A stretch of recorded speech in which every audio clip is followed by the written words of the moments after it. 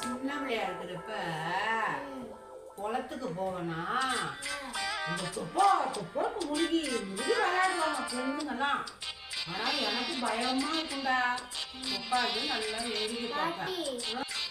பாட்டி ஏமா என்ன பாட்டி ஒரு மாதிரி அதிருது? அதிருதா? ஆமா, நம்ம வீட்டு நீரியான வருதோ. நீரியானியா? ஐயோ வந்துட்டு வாங்க போடு. ஐயோ எப்பா பாப்பா என்னமோ ஐயா நீர் யானை மாறி இருந்தது. என்ன பாப்பா? அது ஒண்ணும் இல்லம்மா, பாட்டி வந்து பழமொழி சொல்லிட்டு இருந்தாங்க. பழமொழியா?